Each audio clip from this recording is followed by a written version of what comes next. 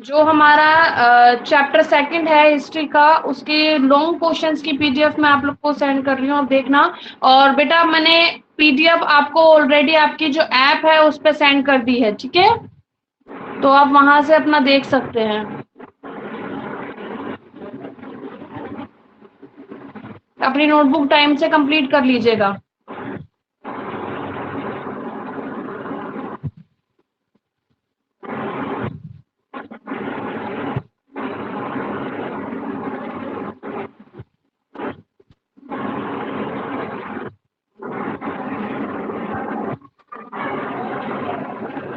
हाँ जी बेटा, आपको शो हो गई अनुज पीडीएफ? अनुज, अनुज पीडीएफ शो हो रही है बेटा आपको? हाँ जी बेटा, ठीक है। अब देखिए क्वेश्चन, जो आपका फिफ्थ क्वेश्चन है पेज नंबर H21 पे, ठीक है, तो उसका जो फिफ्थ क्वेश्चन है वो मैं आपको समझा देती हूँ। फिफ्थ का फर्स्ट है, आंग्ल फ्रांसीसी संघर्ष के कारणों का वर्णन करें। मतलब कि जो फ्रांसीसी थे उन्होंने अंग्रेजों के साथ किस तरीके से संघर्ष किया, लड़ाई करी। मतलब लड़ाई करने से यहाँ मतलब है कि उन लोगों ने मतलब ये था कि बेटा अंग्रेजों और फ्रांसीसियों के बीच में ना मुकाबला चल रहा था। अंग्रेज चाहते थे कि फ्रांसीसी एरिया छोड़ के चले जाए भारत, और भारत पे हमारा कब्जा हो जाए, और फ्रांसीसी ये चाहते थे कि अंग्रेज छोड़ के चले जाए और फ्रांसीसियों का कब्जा हो जाए, ठीक है। तो इनके बीच में क्या था, इनके बीच में संघर्ष चल रहा था कि हम भारत पे कब्जा करें, हम भारत पे कब्जा करें, हम करें। समझ आ गई?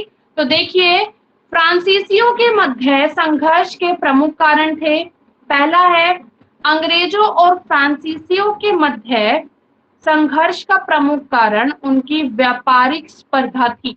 स्पर्धा का मीनिंग बेटा कंपटीशन होता है, व्यापारिक का मतलब आपको पता ही है कि जब कंपनी भारत में आई थी या कंपनी का जब स्थापना हुई थी तो उनका मेन लक्ष्य व्यापार को लेकर ही था कि जो भी व्यापार किया जाए उससे मुनाफा सिर्फ और सिर्फ कंपनी कमाए, ठीक है। तो धीरे धीरे अंग्रेजों ने भारत पर डाली व्यापारिक केंद्र, फैक्ट्रियां खोली, फ्रांसीसी भी आ गए। अंग्रेज डच और पुर्तगालियों को तो निकालने में सफल रहे थे, लेकिन फ्रांसीसियों को निकालने के लिए थोड़ा उनको क्या था, प्रॉब्लम हो रही थी, क्योंकि फ्रांसीसी एक तरीके से हार्ड थे, ठीक है। तो हार्ड मतलब स्ट्रॉन्ग थे, इसीलिए इन दोनों के बीच में स्पर्धा चल रही थी व्यापार को लेके, कंपटीशन को लेके, कि वो चाहते थे कि अंग्रेज चाहते थे कि फ्रांसीसी निकल जाए और पूरे उस पर कब्जा अंग्रेजों का रहे, और फ्रांसीसी ये चाहते थे कि अंग्रेज निकल जाए और पूरे भारत पर व्यापार में जो भी मुनाफा हो व्यापार करे, वो सिर्फ फ्रांसीसी करे। सेकंड पॉइंट है, फ्रांसीसियों का उद्देश्य, एक मिनट बेटा, ये जो एक दूसरे काटा हुआ है ना, इसके ऊपर आप लिख लेंगे अंग्रेज, मैं लिखना भूल गई हूं, ठीक है। अंग्रेज लिख लीजिएगा बेटा। लाइन बनेगी, फ्रांसीसियों का उद्देश्य अंग्रेजों को भारत से निकालकर अपनी राजनीतिक महत्वाकांक्षाओं को पूरा करना था, ठीक है, समझ आ गई? एक दूसरे को मैंने काटा हुआ है, इसके ऊपर मुझे यहाँ पे अंग्रेज लिखना था लेकिन वो थोड़ा सा मेरे से मिस हो गया है, सो प्लीज बेटा केयरफुली अपना यहाँ पे अंग्रेज लिख लीजिएगा, ठीक है। तो यही लाइन है कि फ्रांसीसियों का उद्देश्य अंग्रेजों को भारत से निकालकर राजनीतिक महत्वाकांक्षाओं को पूरा करना था। मतलब यही चीज थी बेटा कि फ्रांसीसी यही चाहते थे कि अंग्रेज भारत छोड़कर चले जाएं और भारत पर जो भी कब्जा रहे वो अंग्रेजों का रहे, चाहे वो व्यापार की दृष्टि से रहे, चाहे वो राजनीतिक दृष्टि से हो या आर्थिक दृष्टि से, ठीक है। अब हम देखेंगे हमारा सेकंड क्वेश्चन। क्वेश्चन सेकंड है, कर्नाटक युद्ध के क्या परिणाम हुए? देखो, कर्नाटक युद्ध 1746 से 1763 में 3 युद्ध हुए। हैदराबाद, कर्नाटक एवं मैसूर में उस समय संघर्ष चल रहा था। मतलब कि हैदराबाद, कर्नाटक और मैसूर के बीच में ये बात चल रही थी। हैदराबाद के निजाम चाहते थे कि हमारा ही हमारा वो शासन रहे पूरे दक्षिण भारत पे। कर्नाटक के चाहते थे हमारा रहे, मैसूर के नवाब चाहते थे कि हमारा ही हमारा रहे, ठीक है, समझ आ गई? के दक्षिण पर कब्जा करने के लिए ये तीनों आपस में एक तरीके से संघर्ष मतलब लड़ाई कर रहे थे। अंग्रेजों और फ्रांसीसियों ने इस शत्रुता का लाभ उठाया। क्या हुआ कि जब मैं स्टार्टिंग से पढ़ाते आ रही हूँ कि अंग्रेजों का मेन काम ही यही था कि वो फायदा उठाते थे, कमजोरियों का फायदा उठाते थे। तो उसी प्रकार अंग्रेजों ने और फ्रांसीसियों ने क्या किया, जब हैदराबाद, कर्नाटक और मैसूर में संघर्ष चल रहा था तो उस दौरान उन्होंने दक्षिण में फायदा उठाना शुरू किया और इन्होंने एक एक विरोधी दल का पक्ष लेना शुरू कर दिया। मतलब फ्रांसीसियों ने अपना दल बना लिया और अंग्रेजों ने अपना दल बना लिया। ठीक है, जिसके परिणाम स्वरूप अंग्रेज फ्रांसीसियों को भारत से निकाल पाने में सफल हुए। क्या हुआ कि अंग्रेजों ने और फ्रांसीसियों ने अपने अपना गुट बना लिया। मतलब कि कुछ हैदराबाद के लोग होंगे या तो फ्रांस के साथ मिल गए होंगे या अंग्रेजों के साथ, ऐसे कर्नाटक का होगा। तो क्या हुआ कि अंग्रेज जीत गए थे और फ्रांसीसियों को भारत से बाहर निकाल दिया था अंग्रेजों ने। ठीक है, थर्ड क्वेश्चन है, बंगाल के नवाब तथा ईस्ट इंडिया कंपनी के बीच टकराव के मुख्य कारण क्या थे। मतलब बंगाल के नवाब और ईस्ट इंडिया कंपनी के बीच में टकराव क्यों हो रहे थे, उनकी जो सोच समझता मतलब कि जो उनकी मतभेद क्यों हो रहे थे, उनकी बातें क्यों मिल नहीं रही थी। तो यही चीज हुई। देखो, बंगाल के नवाबों ने कंपनी रियायतें देने से इनकार कर दिया। मतलब कि जो कंपनी ने शर्तें वगैरह रखी थी कंपनी का रख रखाव का, तो जो बंगाल के नवाब थे उन्होंने साफ बोल दिया था कि हम नहीं करेंगे, हम कंपनी की कोई शर्तें नहीं मानेंगे, जिसकी वजह से कंपनी और बंगाल के बीच में मतभेद हो रहे थे। ठीक है, सेकेंड पॉइंट है, नवाबों ने कंपनी की किलेबंदी को बढ़ाने के से रोक दिया था। आप लोगों को पता है ये चीज कि कंपनी क्या कर रही थी, बंगाल में भी अपनी किलेबंदी कर रही थी, मतलब अपनी एक सोसाइटी बना रही थी।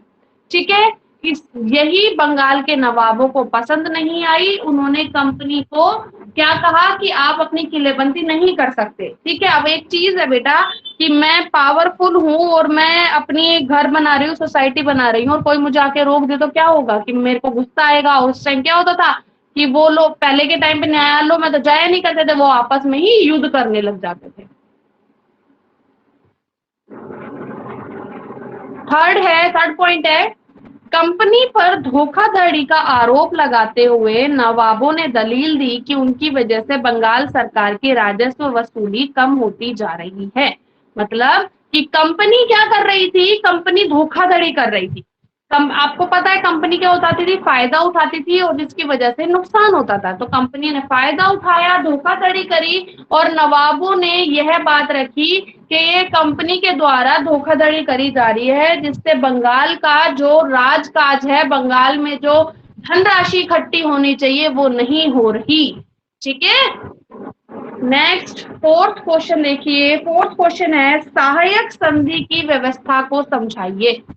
हमने पढ़ा था बेटा कि सहायक संधि थी, वो क्या कर रही थी, वो एक तरीके से अंग्रेजों की चाल थी। और चाल कैसी कि वो बहानों के जरिए कब्जा करना चाह रहे थे, मतलब बहाने बना बनाकर कब्जा कर रहे थे। तो ऐसे ही बेटा सहायक संधि बनाई गई थी कंपनी के द्वारा, अंग्रेजों के द्वारा, जिसमें वो बात रखते इस चीज को लेके कि हम सहायता करेंगे। ठीक है, हम आपके समय आने पर सहायता करेंगे। ठीक है, लेकिन होता क्या था, होता बिल्कुल उससे अलग था। मतलब कि वो सहायता करने का नाम तो देते थे कि हाँ ठीक है हम तुम्हारी सहायता करेंगे, जब तुम्हें प्रॉब्लम होगी हमारी सेना आपके लिए खड़ी रहेगी, लेकिन वो उसी के साथ साथ कुछ शर्तें भी रखते थे, जिसकी वजह से वो जो उनकी सहायक संधि थी वो किसी तरीके से कोई काम कर ही नहीं पाती थी। अब एक बात है, मैं आपको ये बात बोल देती हूँ कि मैं आपकी मैं आपको पढ़ा रही हूँ, लेकिन साथ ही साथ मैं आपको एसएससी पढ़ा रही हूँ। ठीक है, लेकिन आपको साथ ही साथ मेरे सारे काम करने हैं। मेरी लिस्ट भी आप ही बनाओगे, नोटबुक भी आप मेरे आप रजिस्टर का भी काम आप ही करोगे। मतलब कि जो एक टीचर का काम होता है वो आप करोगे। तो क्या वो पॉसिबल हो सकता है, वो काम पूरी तरीके से हो सकता है? नहीं ना। तो बेटा ऐसे ही होता था। मतलब कि सैनिकों ने ये बात ब्रिटिशों ने ये बात बोल दी कि अगर भारतीयों को कभी सैनिकों की जरूरत पड़ेगी तो हम उनकी मदद करेंगे। ठीक है, मान गए भारतीय, इस चीज को मान भी गए। लेकिन एक और शर्त रखी कि आप अपनी मर्जी से अपनी सेना नहीं बना सकते, तो ये तुकी कहाँ का बनता है। ठीक है, तो देखो, इस संधि पर हस्ताक्षर करने वाले भारतीय राज्यों को कंपनी सैनिक सहायता प्रदान करती थी, परंतु उन राज्यों को पृथक, पृथक मतलब अलग, अगर आपको बेटा पृथक याद ना हो तो आप अलग भी लिख सकते हैं, पृथक सेना रखने का कोई अधिकार नहीं था।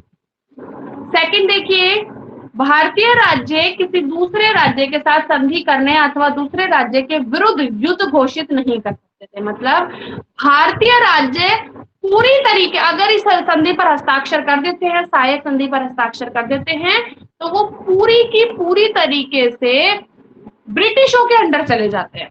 मतलब कि अंग्रेज सरकार के नियंत्रण में रहने लग जाते हैं कि अगर भारतीय कोई काम करेंगे तो भारतीयों को हर काम करने से पहले परमिशन लेनी पड़ेगी। ठीक है, परमिशन के साथ साथ बेटा उनको ये होगा कि अगर आप कहीं जा रहे हैं तो भी आपको परमिशन लेनी है, कुछ काम करोगे, नया काम करोगे तो भी परमिशन। एक तरीके से भारत गुलाम होता जा रहा था धीरे धीरे ब्रिटिशों का, मतलब अंग्रेजों का। थर्ड पॉइंट है, संधि पर हस्ताक्षर करने वाले भारतीय राज्यों को कंपनी की तरफ से बाध्य किया जाता था। मतलब कि जिन जिन भारतीय राज्यों ने संधि पर हस्ताक्षर किए, सहायक संधि पर, तो वो एक तरीके से मजबूर होते जा रहे थे, कंपनी उनको मजबूर करती थी। और मजबूर किस चीज के लिए करती थी? मजबूर करती थी कि अंग्रेज सेना का खर्चा उठाए। मतलब कि जो जो भारतीय राज्य सहायक संधि पर हस्ताक्षर कर रहे हैं, वे सभी, उन सभी राज्यों को कंपनी की जो भी सेना होगी, मतलब ब्रिटिशों की जितनी भी सेना होगी, उनका खर्चा उठाना पड़ेगा। ठीक है, क्वेश्चन नंबर 5 देखिए बेटा, पंजाब में ब्रिटिश साम्राज्य के विलय पर एक संक्षिप्त टिप्पणी। मतलब कि हमें बताना है कि पंजाब पर ब्रिटिशों ने कैसे अपना क्या करा, अपना जमाव बना लिया, या जो मान, ये चीज आप लगा सकते हैं कि एक तरीके से कि पंजाब में ब्रिटिशों ने अपना पैर कैसे जमाया, मतलब अपना राज कैसे किया। ठीक है, पंजाब में जैसे धीरे धीरे धीरे धीरे उन्होंने साउथ में भी कर लिया था, मराठों को भी हराते जा रहे थे, तो वैसे ही धीरे धीरे वो पंजाब में भी आ गए और एक तरीके से संपूर्ण भारत पर अपना कब्जा कर लिया। देखो, 1839 में महाराजा रणजीत सिंह की मृत्यु के बाद पंजाब में अंग्रेजों ने अशांति फैला दी। मतलब कि 1839 में क्या हुआ था कि जो पंजाब के राजा थे, राजा रणजीत सिंह, बेटा बहुत महान माने जाते थे, शक्तिशाली माने जाते थे। ठीक है, पंजाब के शेर के नाम से जाने जाते थे वो। ठीक है, तो पंजाब के शेर के नाम से उनको जाना जाता था। तो क्या था कि उनकी मृत्यु हो गई थी और उनकी मृत्यु के बाद अंग्रेजों ने पंजाब में अपने पैर जमाने शुरू कर दिए थे और एक तरीके से माहौल बहुत खराब कर दिया था। ठीक है, राजनीतिक व्यवस्था खराब हो गई थी, बाजार की अर्थव्यवस्था खराब होती जा रही थी और अशांति फैलती जा रही थी। इस व्यवस्था के दौरान रणजीत सिंह के तीनों पुत्रों की हत्या कर दी गई और छोटे बेटे को गद्दी पर बैठाया गया। ठीक है, अब छोटा बेटा था, बेटा वो अल्प व्यस्त था, मतलब कि वो पूरी तरीके से व्यस्त नहीं हुआ था, वो अभी कोई फैसला नहीं ले सकता था। ठीक है, जो छोटे बेटे थे दिलीप सिंह, दिलीप सिंह नाम था उनका, उनको गद्दी पे बैठाया गया और अंग्रेजों ने उनको गद्दी पे बैठाया क्योंकि अंग्रेजों को ये बात पता थी, अंग्रेजों की मंजूरी से ही बैठाया गया क्योंकि अंग्रेजों को ये पता थी, एक तो ये वैसे ही छोटे हैं, किसी प्रकार का कोई ले नहीं सकते, डिसीजन नहीं ले सकते, तो इनको बैठा दिया जाए, इनको तो हम अपने अकॉर्डिंग ही चला लेंगे। ठीक है, वो छोटे थे इसलिए उनकी माता थी, उनकी माता ने उनका साथ दिया। ठीक है, माता जिंदान नाम था उनका, उनकी माता उनकी रक्षक बनी। लेकिन क्या हुआ कि जो पंजाब का सेनापति थे, पंजाब के सेनापतियों ने मिलकर जो राजकुमार थे, मतलब कि जो रणजीत सिंह के चौथे बेटे थे दिलीप सिंह, उनके अगेंस्ट उन्होंने प्लानिंग करी, मतलब कि षड्यंत्र रचना शुरू किया। ठीक है, जिसके परिणाम स्वरूप 1845 एवं 1849 के बीच 2 आंगल सिख युद्ध हुए। मतलब कि बेटा बात वही है, आप लोगों ने सुना है, घर का बेदी लंका ढाए। उसी तरीके से अभी तक हम यही पढ़ते आ रहे हैं कि अंग्रेजों के साथ मिल जाते थे अपने ही राज्य के कुछ लोग, है ना। जैसे कि हमने पढ़ा था सिराजुद्दौला का जो मीर कासिम सॉरी मीर जाफर जो सेनापति थे वो मिल गए थे और सिराजुद्दौला की मृत्यु हो गई थी। अब ऐसे यहाँ देखो कि पंजाब के भ्रष्ट सेनापतियों ने राजकुमार के विरुद्ध षड्यंत्र रचा, अंग्रेजों के साथ हाथ मिलाया, जिसकी वजह से 1845 और 1849 में दो सिख युद्ध हुए। सिखों को पूरी तरह परास्त करके गवर्नर जनरल लॉर्ड डलहौजी ने संपूर्ण भारत को ब्रिटिश साम्राज्य में मिला लिया। ठीक है, इस तरीके से सिख हार गए थे और लॉर्ड डलहौजी ने पंजाब पर अपना पूरा राजकाज जमा लिया। ये था आपका क्वेश्चन नंबर 6। क्वेश्चन नंबर 5 था। क्वेश्चन नंबर 6 देखिए। क्वेश्चन नंबर 6 है बेटा कि अंग्रेजों ने टीपू सुल्तान को कैसे पराजित। देखो, मैसूर के तृतीय युद्ध में टीपू सुल्तान ने अंग्रेजी सेना का कड़ा मुकाबला किया, परंतु अंत में वह लॉर्ड कॉर्नवालिस के हाथों पराजित हुआ। मतलब कि पहले जब तीसरा मैसूर युद्ध था, जब टीपू सुल्तान ने अंग्रेजों के साथ बहुत अच्छे से मुकाबला किया, अंग्रेजों को एक तरीके से मात दे दी थी। ठीक है, पर क्या हुआ अंत में, जब तीसरा मैसूर का जो तीसरा युद्ध था उसका अंत होता आ रहा था, तब जब लॉर्ड कॉर्नवालिस थे, ठीक है, जो गवर्नर जनरल थे लॉर्ड कॉर्नवालिस, उन्होंने उनके हाथों से जो टीपू सुल्तान थे वो हार गए थे। ठीक है, उसके बाद हुआ चौथे मैसूर युद्ध में क्या हुआ बेटा कि चौथे मैसूर युद्ध में कुछ युद्ध में भी टीपू सुल्तान ने बड़ी वीरता से शत्रुता का सामना किया। ठीक है, परंतु क्या हुआ कि 1799 में वह अपनी राजधानी श्री रंगपट्टम की रक्षा करते हुए मारा गया। ठीक है, अब सुनो मेरी बात, आपको यहाँ पे एक short question, very short question लिखना है कि टीपू सुल्तान की राजधानी क्या थी। आंसर आएगा टीपू सुल्तान की राजधानी का नाम श्री रंगपट्टम था। ठीक है, इस चैप्टर का हमारा लास्ट क्वेश्चन है बेटा, अवध पर अंग्रेजों का किस प्रकार अधिकार हुआ और इसका क्या परिणाम हुए। अब बताना है कि अंग्रेजों ने अवध पर भी कैसे अपने पैर जमाए। ठीक है, यूपी का एरिया है बेटा ये अवध, तो उस पर देखना है कि अवध में कैसे अपने पैर जमाए। देखिए, अंग्रेजों से पराजित होकर मीर कासिम भागकर अवध चला गया। बेटा ये मीर कासिम मीर जाफर के दामाद थे। हमने पढ़ा था कि बंगाल के नवाब सिराजुद्दौला थे। सिराजुद्दौला का जो सेनापति था उसका नाम था मीर जाफर। ठीक है, मीर जाफर ने क्या किया था कि मीर जाफर ने अपने नवाब को धोखा दिया और अंग्रेजों के साथ मिल गया। ठीक है, क्या हुआ कि अंग्रेजों के साथ मिलने की अंग्रेजों ने मीर जाफर को, जो सिराजुद्दौला के सेनापति थे, उनको एक लालच दिया कि अगर आप सिराजुद्दौला के विरुद्ध चले जाते हैं, आप उनको मरवाने में हमारी मदद करते हैं, तो आपको बंगाल का नवाब बना दिया जाएगा। ठीक है, जिसकी वजह से जो सेनापति मीर जाफर थे वो उनकी बातों में आ गए और बातों में आने के बाद उन्होंने षड्यंत्र रच के सिराजुद्दौला को मरवा दिया। ठीक है, सिराजुद्दौला को मरवा दिया। फिर क्या हुआ कि बंगाल का नवाब बना दिया सेनापति मीर जाफर को। धीरे धीरे मीर जाफर के साथ भी वही चीजें होने लगी, मतलब कि उनको ये हुआ कि वो बात नहीं मान रहे थे, मतलब अंग्रेज अपनी ज्यादा मनमानी करते जा रहे थे, तो वो मीर जाफर उनकी बात नहीं मान रहे थे और वो अपने अकॉर्डिंग काम कर रहे थे। फिर उन्होंने तो शर्त के हिसाब से मीर जाफर को बनाया था ना, अंग्रेजों ने शर्त रखी थी तब बनाया था। तो एक समय आने पर अंग्रेजों ने मीर जाफर को क्या किया, गद्दी से हटा दिया, बंगाल के नवाब की गद्दी से हटा दिया और वहां बैठा दिया किसको, मीर जाफर के दामाद मीर कासिम को। ठीक है, मीर कासिम को बैठाने के बाद में बेटा क्या हुआ कि मीर कासिम भी अपने अकॉर्डिंग काम करने लग गए, मतलब अंग्रेजों की सुनते ही नहीं थे। ठीक है, अंग्रेज जो रूल्स रेगुलेशंस बनाते थे वो सुनते नहीं थे, अपने अकॉर्डिंग काम करते थे, जो वो चीज भी पसंद नहीं आई किसको, अंग्रेजों को। तो इसीलिए फिर मीर कासिम और अंग्रेजों के बीच फिर युद्ध हुआ, इसीलिए मीर कासिम हार गए और मीर कासिम हार के, अंग्रेजों से हार के पराजित होकर भागकर कहाँ आ गए, अवध में आ गए।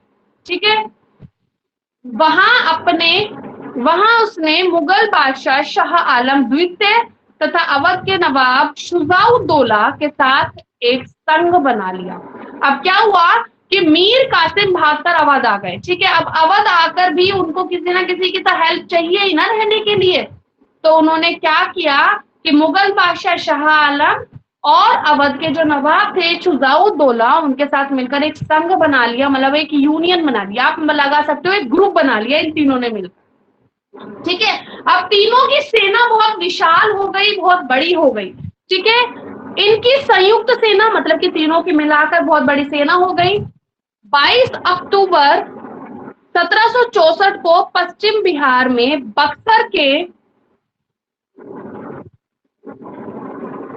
बक्सर में अंग्रेजी सेना के साथ टकराई। मतलब कि जब एक मिनट, हाँ जी, फिर क्या हुआ कि ये जो संयुक्त सेना थी, तीनों की मिलकर जो सेना बनाई थी, उन सेना ने मिलकर क्या किया कि अब अंग्रेजों के साथ उन्होंने 22 अक्टूबर 1764 को, बक्सर है एक एरिया, बिहार का एरिया है बक्सर, वहां पर उन्होंने अंग्रेजों के साथ में क्या करा, टकराई मतलब युद्ध किया, और वहां पर ये हार गए थे। कौन कौन हारा? सबसे पहले नाम लेते हैं हम मीर कासिम। ठीक है, बंगाल के नवाब थे जो भागकर आ गए थे, मीर कासिम हारे। उसके बाद में हमने देखा था जो मुगल बादशाह शाह आलम की सरकार और शाह आलम की सेना हारी, और फिर हमने देखा अवध के नवाब शुजाउद्दौला की सरकार सेना हारी। ठीक है, बुरी तरीके से परास्त हुई और अवध पर अंग्रेजों का अधिकार हो गया। तो ये था अवध पर अंग्रेजों का अधिकार। उसके बाद में बेटा हम देखते हैं कि परिणाम क्या हुए कौन से युद्ध के, अवध पर जो अंग्रेजों ने कब्जा कर लिया, उससे परिणाम क्या क्या हुए। फर्स्ट है 1765 ईस्वी में क्लाइव दोबारा बंगाल के गवर्नर बनकर आया। क्लाइव, रॉबर्ट क्लाइव की बात आ रही है बेटा यहाँ। क्लाइव से आपको अगर नाम में थोड़ा सा कंफ्यूजन हो रहा है तो आप यहाँ पे रॉबर्ट क्लाइव लिख सकते हैं। ठीक है, मतलब 1765 ईस्वी में क्लाइव दोबारा से बंगाल के नवाब बन गए, क्योंकि अंग्रेजों का ही वहां पर क्या था, अभी रुतबा चल रहा था, उन्हीं का नियंत्रण चल रहा था। सेकंड पॉइंट है अवध के नवाब तथा मुगल बादशाह शाह आलम को युद्ध की क्षतिपूर्ति के लिए बाध्य किया गया। बाध्य का मतलब होता है बेटा मजबूर किया गया। क्षतिपूर्ति का मतलब कि अवध के नवाब और शाह आलम को ये कहा गया कि अंग्रेजों के द्वारा कि आपने हमसे युद्ध करा। ठीक है, आपने हमसे युद्ध करा और आप युद्ध में क्या करे, हार गए, और हारने के बाद में जो जो नुकसान हुआ है उसकी भरपाई तो आप लोग ही करेंगे। ठीक है, अब भरपाई करने के लिए बेटा उनको बाध्य किया गया, मतलब मजबूर किया गया, और उनके ऊपर जुर्माना रखा गया था। ठीक है, लाखों लाखों रुपए का जुर्माना रखा गया, प्लस उनको ये बात बोली गई कि अब हमारी सेना के रख रखाव में जो भी खर्चा आएगा वो आपके द्वारा ही उठाया जाएगा, मतलब नवाब बंगाल के सॉरी अवध के नवाब और मुगल बादशाह शाह आलम के द्वारा ही उठाया जाएगा। हम हमारी से ये सारी वो चीजें होती है बेटा जो अपने एक तरीके से है कि भारत गुलाम हो चुका था अंग्रेजों का, तो अंग्रेज अपनी मनमानी कर रहे थे। ठीक है, अंग्रेज अपनी मनमानी के हिसाब से सारा काम कर रहे थे, उन्हीं से रुपया खींच रहे थे, उन्हीं से एरिया में वसूली कर रहे थे। ठीक है, टैक्स वसूलते थे, जिनसे उनका काम बहुत अच्छे से चल रहा था। रही सैनिकों की बात, तो सैनिकों का क्या करते थे कि जो राजाएं हैं उन पर ये चीज डाल देते थे कि आपको हमारा क्या करना है, सेना का काम, सेना में जितना भी खर्चा हो रहा है, जो भी पैसा लग रहा है वो राजा के द्वारा उठाया जाएगा, क्योंकि राजा हमसे युद्ध हार गया है। ठीक है, व्यापार करते थे, लोग उधार लेने जाते थे अंग्रेजों से, तो क्या करते थे वो इतनी ज्यादा पैसों की वो ब्याज की दर लगा देते थे कि जो किसान था या जो गरीब व्यक्ति जो उधार लेता था, ना ही तो वो जो मेन राशि लेके आता है उसको चुका पाता था, ना ही वो उनका ब्याज दे पाता था, जिसकी वजह से बेटा जो ये अंग्रेज थे वो बहुत ज्यादा अमीर होते चले जा रहे थे भारत में रहकर। वही चीज है, हमारे एरिया में रहकर हमारा ही खाकर हम पे ही वो गुर्रा रहे थे। ठीक है, थर्ड पॉइंट देखिए, दीवानी प्राप्त हो जाने से कंपनी को बंगाल के विस्तृत राजस्व स्रोतों के प्रयोग का अधिकार भी मिल गया। वही चीज आ गई, राजस्व मतलब कर वसूलने का। जो चीज मैंने आपको बताई ना कि हमारे एरिया में रहकर हमारे ही लोगों से वसूली करनी शुरू कर दी थी, किसने, कंपनी ने, मतलब कि अंग्रेज सरकार ने। तो ये थे बेटा आपके सारे क्वेश्चन आज के। इनकी जो पीडीएफ है वो मैं ऑलरेडी सेंड कर चुकी हूँ। Question number first, second, third, fourth, fifth, six, seven, ठीक है। तो ये आपके क्वेश्चन थे, इनको मैं ऑलरेडी बेटा सेंड कर चुकी हूँ आपकी ऐप पे। तो आपको अपना होमवर्क करना है, तो आपको अपना इसी से अपना होमवर्क लेना, ऐप पे से अपना होमवर्क करो, कंप्लीट करिए, मुझे सेंड करिए अपनी होमवर्क की नोटबुक, ठीक है। और अगर इस चैप्टर से रिलेटेड आपको कोई भी प्रॉब्लम हो, कहीं पे भी कुछ भी समझ नहीं आ रहा, तो प्लीज आप मुझसे बात कर सकते हैं, मुझे बता सकते हैं, ठीक है। तो आज की क्लास यही थी बेटा, कल से हम हमारा नेक्स्ट चैप्टर स्टार्ट करेंगे। Okay, thank you.